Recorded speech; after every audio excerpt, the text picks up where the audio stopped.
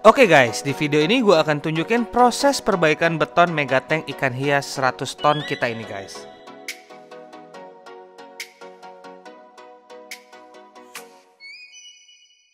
Bagi kawan-kawan yang baru bergabung, kalian bisa lihat proses pengecoran megatank ini di video episode ke-10 dan mengenai hasilnya ya kalian bisa lihat tuh di video episode ke-11. Perbaikan yang akan kita lakukan pertama ini adalah perbaikan sleeve dinding pembatas antara kolam dan filter. Itu yang hasilnya paling parah saat selesai pengecoran kemarin. Dan untuk sekarang ini kita akan memperbaiki beton megatank dengan cara patching dan juga dengan cara injeksi. Dan apa yang kawan-kawan lihat di video sekarang, ini tim aplikator produk Fosroc sedang bersiap untuk melakukan proses grouting dengan menggunakan sistem injeksi guys. Untuk perbaikan yang akan kita lakukan pertama kali ini adalah perbaikan sleeve dinding pembatas antara kolam dan filter. Dan di sini kita akan menggunakan Convextra GP. Nah, ini sama dengan Sika Growth 214 guys, kalau kalian yang lebih paham dengan produk Sika. Untuk proses awal ini, kita akan melakukan proses grouting dengan sistem injeksi.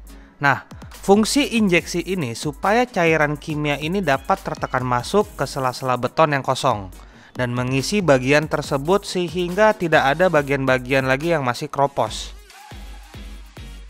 Jadi tanpa menggunakan kompresor, pori-pori yang kosong tidak akan terisi dan perbaikan struktur ini tidak akan menjadi maksimal. Seperti itu guys. Seperti yang kalian bisa lihat, Convextra GP ini setara dengan mutu beton K650 saat umur beton 28 hari. Sama dengan Sika Growth 214 yang dapat mencapai K650 saat umur beton 28 hari. Jadi ini adalah Pak David. Pak David adalah supervisor untuk pekerjaan ini dari Fosroc.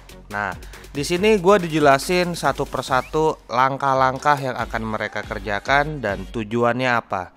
Dan alat-alat ini sebenarnya untuk apa.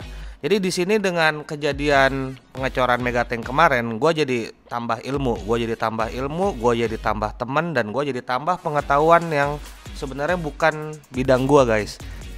Dan di sini gue akan share ke kawan-kawan semua seluruh pengalaman pembangunan megatank ini.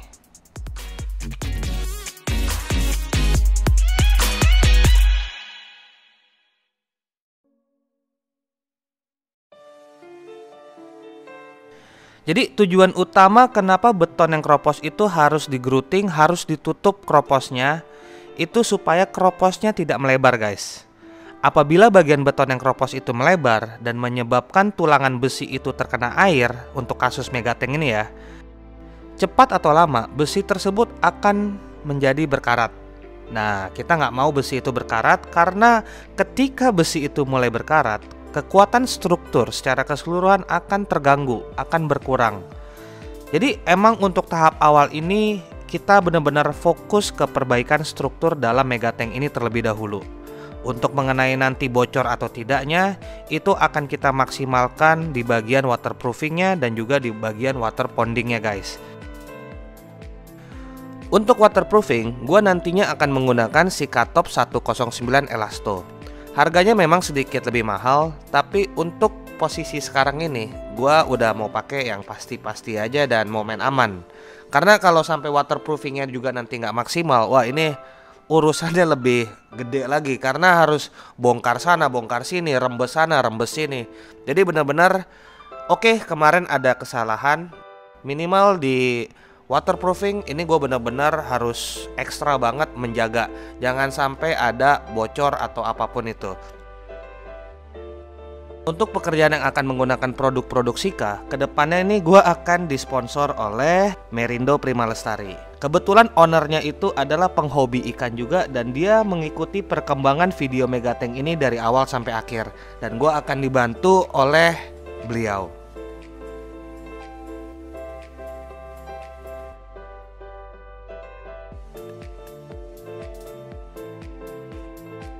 Untuk bagian dalam megatank yang kropos dan juga membuat honeycomb, bagian tersebut bisa kita ketrik lalu digrouting dengan cara diplester. Di sini kita menggunakan produk dari Fosroc bernama Renrock TG.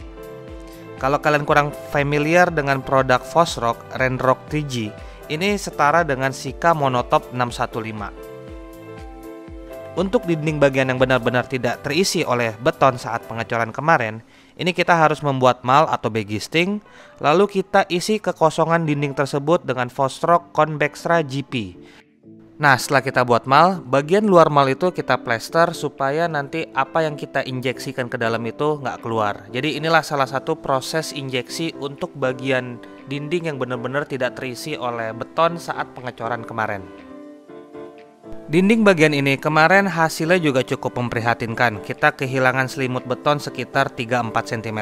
Nah, untuk memperbaikinya kita akan menggunakan cara yang sama. Pertama kita buat mal, kemudian kita akan menggrowtingnya dengan sistem injeksi.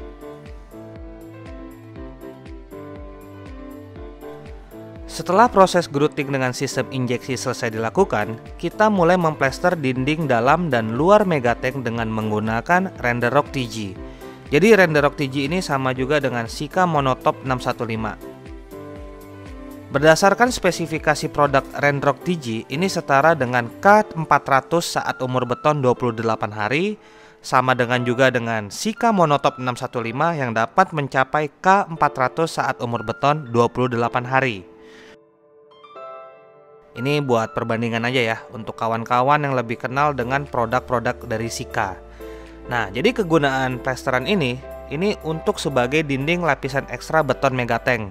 Karena seperti yang kita sudah tahu sekarang, proses pengecoran kemarin itu tidak sempurna. Jadi memang dibutuhkan lapisan ekstra untuk melindungi beton yang lama.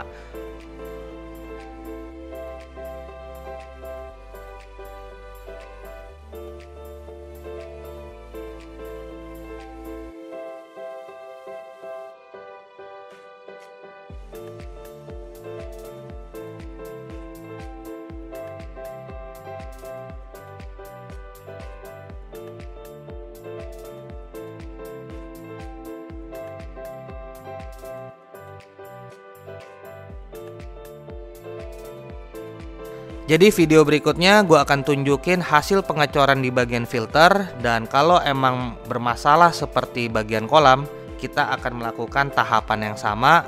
Semoga aja kalaupun bermasalah tidak separah di bagian kolam. Jadi itu aja video gue kali ini, dan kita lihat proses-proses berikutnya dalam pembangunan megatank ikan hias 100 ton ini guys. Semoga video ini dapat bermanfaat buat kawan-kawan semua, dan see you guys in my next video. Bye bye.